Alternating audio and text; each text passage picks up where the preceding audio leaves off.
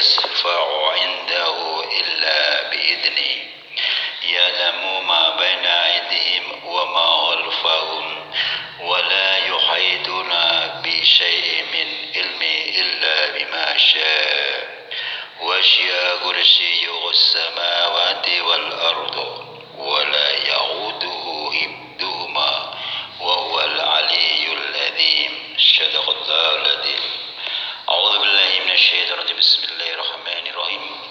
Assalamualaikum warahmatullahi wabarakatuh. Salam jumpa kembali untuk seluruh sahabat-sahabat YouTuber, sahabat media, serta para pemirsa dan seluruh para pendengar, para penggemar setia di seluruh tanah air Indonesia, di Jakarta, Jakarta Selatan dan sekitarnya, dan seluruh sahabat-sahabat negara tetangga. Semoga kita senantiasa tetap dalam lindungan Allah Subhanahu wa taala. Doaku selalu menyertai Anda semua, baik yang terkait maupun yang kebetulan mengikuti acara-acara tanya jawab seputar dunia lain di channel Ayah Sadam adanya. Kembali lagi kepada saya pribadi, Bung Jepri, selaku pemandu pembawa acara Radio RS yang ada di channel Ayah Sadam. Mudah kembali untuk Anda dalam acara tanya jawab seputar dunia lain untuk Anda. Kali ini akan saya bacakan dari salah satu atensi yang bernama Kevin dari Kalimantan Tengah.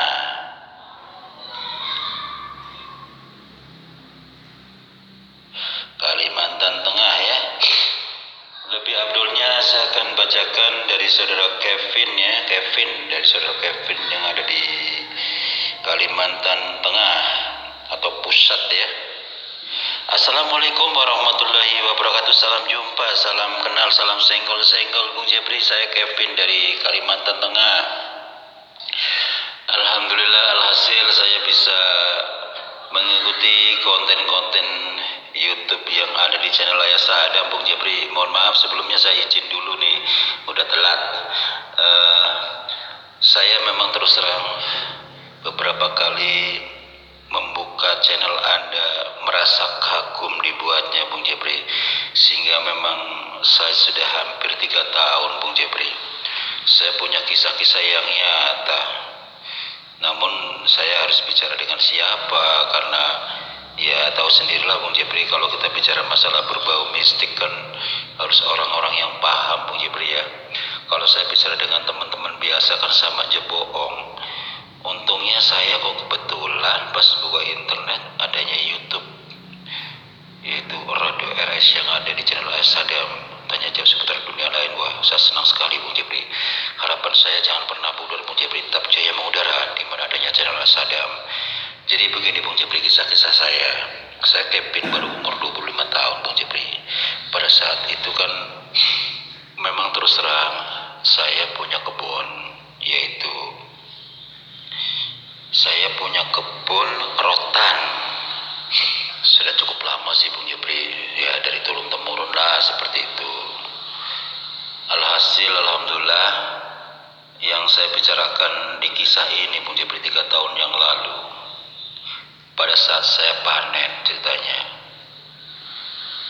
sudah selesai lah katakanlah seperti itu. Bahkan saya melibatkan banyak orang untuk membantu saya untuk menebang rotan-rotan tersebut.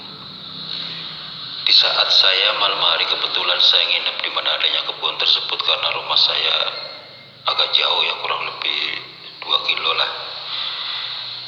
Saya nginep di sana sambil bakar-bakaran dengan beberapa teman menemani saya, karena memang dikejar waktu Bung Jepri, sehingga kami berusaha nginap dan masak-masak di situlah seperti itu, supaya pulang perginya itu nggak capek bolak-balik Bung Jepri. Jadi saya juga sudah punya persiapan makanan buat saya dan karyawan-karyawan saya yang kebetulan nginep di situ. Di saat pas kebetulan hari ketiga setelah nginep, teman-teman saya kan sudah pada pulang, saya sendirian. Saya sempat sholat menjelang sholat zuhur lah begitu Bung Jepri. Saya sholat sunnah dulu. Sebelum waktunya sholat maksudnya sholat zuhur tiba-tiba ada sekelebat salah satu rotan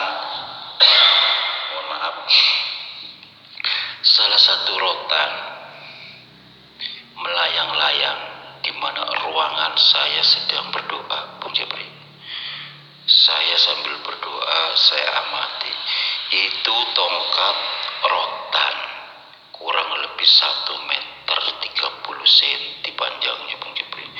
Melayang-layang meleuk-leuk di ruangan di mana saja saya lagi sedang bersila berdoa. Setelah saya doa selesai, tiba-tiba si rotan itu berhenti jelek berdiri di depan saya Bung Jepri. Tak lama kemudian ada suara memandu Bung Jepri. Hai anak muda, kaulah pemuda yang selalu berbakti kepada kedua orang tua. Kau adalah orang yang selalu menjaga salat 5 waktu. Kaulah adalah salah satu pemuda yang alim dan bijaksana. Tataplah tongkat rotan yang ada di depan Anda. Itu sudah menjadi hak milik Anda. Insya Allah engkau menjadi orang yang sakti dan mandraguna, dibutuhkan banyak orang. Disitulah Bung Jepri saya kaget. Saya sampai sempat menengok kanan kiri sampai ke belakang, melihat suara itu nggak ada Bung Jepri, tapi benar-benar jelas di telinga saya Bung Jepri. Akhirnya saya memandangi di mana adanya tongkat berdiri, padahal tidak ada yang megang Bung Jepri, bisa berdiri tegak di depan saya. Lantas saya bicara, Assalamualaikum warahmatullahi wabarakatuh. Saya menyalami yang baru saja saya dengarkan kata-kata itu tanpa wujud. Siapakah Anda yang sebenarnya? Bisakah Anda wujudkan di depan saya? Saya ingin mengucapkan terima kasih. Lebih abdulnya wujudkan diri Anda yang sebenarnya. Saya katakan demikian Bung Jepri. Tiba-tiba suara itu berpindah di mana adanya tongkat rotan yang ada di depan saya Bung Jepri. Dia mengatakan, anak muda, inilah saya, si tongkat rotan bertuah. Sayalah yang bicara. Ambillah dan simpanlah di tempat yang aman. Ini khusus milik Anda. Jangan pernah kau sia-siakan dan jangan pernah kau letakkan di mana saja. Demi keamanan, letakkan di tempat yang aman, yang ditakutkan didapatkan ke orang-orang yang jahat akan disalahgunakan. Inilah si tongkat rotan bertuah yang memiliki kegunaan banyak sekali buat Anda. Insya Allah akan berguna buat Anda dan termasuk untuk banyak orang. Disitulah saya jadi antara bingung dan tanda tanya Bung Jepri. Akhirnya saya bertanya kembali, betulkah Anda yang bicara rotan? Saya katakan demikian. Lantas dengan lugasnya dia mengatakan, betul, inilah saya, sentuhlah, ambillah, saya ikhlas menjadi milik Anda. Adalah salah satu pemilik si tongkat rotan bertuah. Saya akan mengikuti apa kata Anda, apa yang Anda mau. Saya akan mengikuti kata Anda. Saya percaya Anda orang yang ahli ibadah. Pasti Anda akan melakukan hal-hal yang baik adanya. Anda tinggal berbicara apa yang Anda inginkan. Katanya begitu Bung Jepri. Akhirnya saya bicara, terima kasih sebelumnya, kalau memang itu adanya saya akan terima. Lantas saya baca bismillah, bismillahirrahmanirrahim. Ya Allah, kalau memang kau izinkan ya Allah, saya akan menyentuh di mana adanya tongkat rotan bertuah ini. Bila mana memang ini baik buat saya, lindungilah hambamu ya Allah. Jagalah hambamu dan keluarga hambamu, serta jagalah harta kami, dan lindungilah kami jauhkan dari kejahatan kesuliman. Kalau memang ini ikhlas buat saya dan ada manfaat buat orang banyak, saya akan menyentuh dan saya akan menyimpan baik-baik. Bismillahirrahmanirrahim. La haula wala quwwata illa billahil aliyil azim. Disitulah Bung Jepri saya berhasil mengambil tongkat tersebut. Pada saat 3 hari kemudian Bung Jepri, saya akan lupa saya letakkan di mana tempat saya sholat. Saya lupa mengambilnya untuk diletakkan di lemari. Tiba-tiba teman saya datang, Bung Jepri. Ya, nggak lepas dari anak buah saya yang biasa bantuin saya di lahan di mana adanya kebun rotan. Dia teriak-teriak, Bung Jepri. Saya kaget, saya ada di belakang rumah. Akhirnya saya menghampiri. Oh, ternyata dia sedang memegang rotan tersebut dan keluar cahaya. Dia kepanasan, Bung Jepri. Lantas di situ saya hanya mengucapkan, ya Allah, izinkanlah ya Allah, lepaskanlah tangan teman saya. Semoga Engkau melindunginya. Lantas tiba-tiba lepas, dia jatuh. Lantas si tongkat tersebut saya simpan baik-baik, Bung Jepri. Terus saya bicara dengan dia. Kamu kenapa tadi memegang tongkat itu? Saya katakan demikian. Kata teman saya mengatakan, saya kan ngelihat itu. Ini ada tongkat rotan berdiri tegak, kok bisa gak jatuh ya? Akhirnya apa? Saya penasaran. Saya ambil, ternyata saya kayak orang kesetrum, keluar cahaya, kayak ada api gitu. Disitulah saya kepanasan, makanya saya teriak. Disitulah saya baru cerita dengan dia, Bung Jepri, karena dia yang saksi pertama mengetahui adanya. Akhirnya saya cerita panjang lebar tentang kejadian itu. Barulah dia bicara, kenapa kamu gak bilang-bilang dapat ginian? Nah, saya kan baru dapat kemarin. Saya lupa habis sholat mau menyimpan baik-baik. Memang ini terus terang, ini namanya tongkat rotan bertuah. Saya juga baru dapat berapa hari yang lalu. Kebetulan kalian kan pada pulang. Saya sholat zuhur. Sebelum sholat zuhur, inilah saya kedapatan di mana adanya tongkat di depan saya bersilah. Jadi tidak boleh semua orang memiliki ini. Ini memang khusus buat saya. Katanya banyak manfaatnya. Disitulah baru saya ambil. Memang kalau kan kedapatan orang barang ini tidak semua orang mampu menyentuhnya seperti itu. Jadi ya tolong jangan dibicarakan kepada orang lain, cukup Anda dan saya yang tahu. Disitulah Bung Jepri. Tak lama kemudian setelah 1 bulan, Bung Jepri, saya ini berkebun rotan. Alhasil alhamdulillah, Bung Jepri, tadinya saya keuntungannya 2 lipat, Bung Jepri, bisa berlipat ganda, Bung Jepri, hingga sampai puluhan kali lipat keuntungannya. Akhirnya Bung Jepri, semua karyawan saya gaji 2 kali lipat. Itu doa-doa mereka juga ya, Bung Jepri, dan 2,5% saya sisihkan kepada orang-orang yang butuhkan. Alhamdulillah, hingga sampai 2-3 bulan ke depan ke sana, saya berkah banget, Bung Jepri. Mungkin karena saya mengucurkan dana ya, Bung Jepri ya, karena itu hak orang lain kan, men. 2,5% wajib hukumnya ya, Bung Jepri ya. Dan selanjutnya gini, Bung Jepri, saya tiba-tiba kok sering ngobatin orang kesurupan, Bung Jepri. Bahkan setelah saya ngobatin orang kesurupan, dari mulut ke mulut, Bung Jepri, orang yang lumpuh, orang kena penyakit-penyakit aneh yang udah menaun, saya bisa, Bung Jepri. Padahal saya cuma niat, ya Allah, saya niatkan kau ikhlas ingin menolong si A, izinkanlah hambamu, angkatlah penyakit si A, sehat kembali yang lumpuh, jadi normal kembali. Saya katakan demikian. Lantas saya baca surat Fatihah, ayat kursi, saya tiupkan ke tangan, saya sentuhkan ke tubuh dia. Alhamdulillah, Bung Jepri, dia dikasih Allah kesembuhan. Akhirnya saya terkenal, Bung Jepri. Disitulah saya dipanggil hingga sampai tiap hari saya sibuk menolong orang, Bung Jepri. Namun yang membuat bikin saya tanda tanya sampai selama ini 3 tahun, Bung Jepri, siapakah sih suara itu dan siapakah tongkat tersebut dan dari mana? Saya terus terang orang awam, Bung Jepri. Mohon pencerahan dan solusinya, Bung Jepri. Apakah ini mengganggu saya? Apakah pada akhirnya diri saya akan membahayakan apa bagaimana, Bung Jepri? Dan mungkin ada doa-doa tertentu, Bung Jepri, agar saya bisa mengendalikan benda tersebut yang berkodam, Bung Jepri. Terima kasih atas dimaunya atensi saya. Semoga Bung Jepri bersama Radio RS tetap jaya dari channel saya. Wassalam.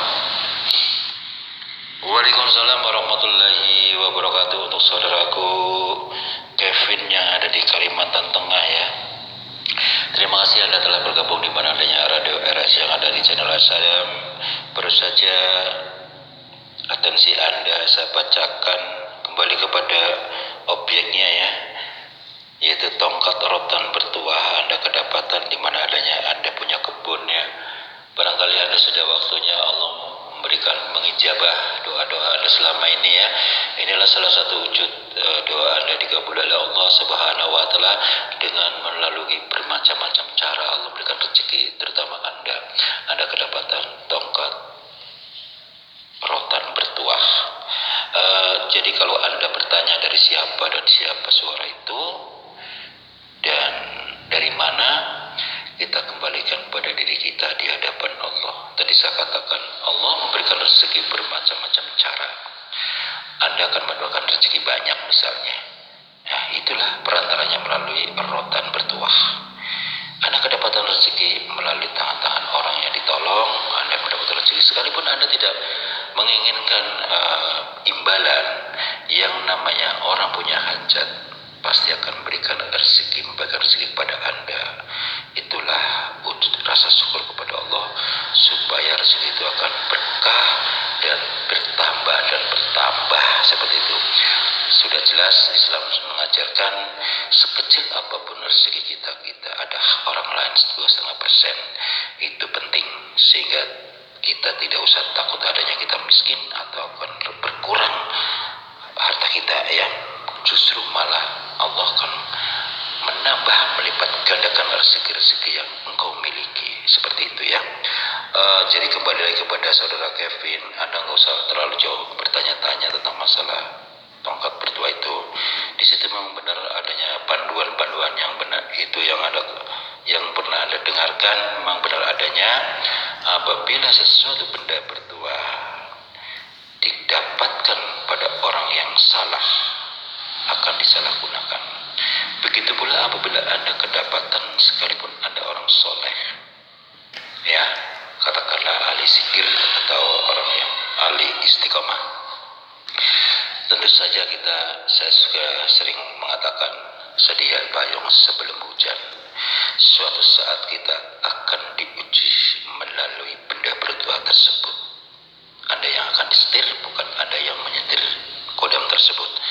Jadi saya memberikan masukan ya untuk saudara Kevin, coba perhatikan.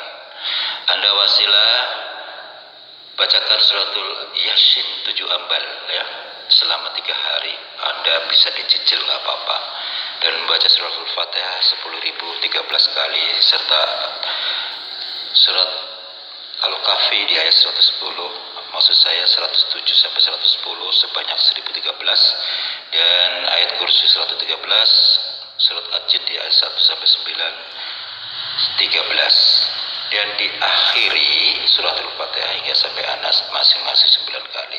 Itu tiap malam Anda. Yang terakhir tadi harus full ya. Kalau yang doa yang lain karena banyak Anda dicicil. Yang penting 3 hari harus sudah kelar sambil puasa sunnah. Dan jangan lupa malamnya dijaga ya, melalui sholat malam misalnya taubatan nasuha ya, sholat taubatan nasuha, sholat hajat, sholat witir, nanti sholat 3/4 malam, sholat tahajud, nanti Anda sikirkan yang tadi saya katakan ya. Dan jangan lupa siapkan minyak safaron sama air doa. Nanti setelah setiap Anda menyicil amalan-amalan tersebut, Anda tiupkan di air doa tadi sama minyak safaron. Niatkan, ya Allah saya niatkan untuk melalui minyak safaron, minyak air putih doa ini mudah-mudahan bermanfaat untuk kemaslahatan kebaikan banyak orang, baik untuk pribadi maupun orang lain. Seperti yang Anda rasakan, Anda sudah menolong banyak orang, alhamdulillah. Mudah-mudahan ini memang sudah waktunya Anda untuk terjun di mana adanya untuk pertolongan banyak orang ya. Untuk saudara Kevin, saya senang mendengarkannya. Teruskan Anda, di samping Anda menjaga sholat 5 waktu, sunnah-sunnahnya dijaga dan berpanjangan zikir ya, atau sholat malamnya juga. Insya Allah akan barokah. Anda akan mengetahui sendiri, merasakan perubahan-perubahan Anda. Insya Allah akan barokah. Usaha Anda juga akan maju lebih besar ya. Dan kembali kepada saudara Kevin, nanti setelah Anda misalnya Anda ingin itu kan banyak orang misalnya kesurupan dan sebagainya, Anda cukup membacakan surat Al-Fatihah 1 kali, surat Yasin nggak usah, cukup surat Al-Fatihah 1 kali, terus ayat kursi 1 kali, surat Al-Jin di ayat 1 sampai 9 1 kali, dan di surat Al-Kahfi di ayat 107 sampai 10 1 kali. Ini ada salah satu surat Al-Kahfi di ayat 107 sampai 110, ini kan termasuk ilmu pamungkas. Kalau nanti Anda sudah tawasul, nanti hafal ya, harus di luar kepala. Itu gunanya buat pemagar kita atau untuk orang lain apabila Anda mengobati orang kesurupan misalnya ya, lagi mengatasi orang kesurupan. Kalau memang Anda merasa terancam menyawanya, Anda cukup baca itu 1 kali dan memohon pada Allah tujuan Anda apa, insya Allah orang kesurupan siapa apapun kesurupannya, dia akan takluk pada Anda, karena bukan orangnya tapi sesuatu yang masuk dalam tubuhnya. Dia akan merasa panas dan takut dengan amalan-amalan yang Anda bacakan tadi. Demikianlah saudara Kevin yang ada di Kalimantan Selatan, mudah-mudahan Anda puas atas pencerahan dan solusi dari saya.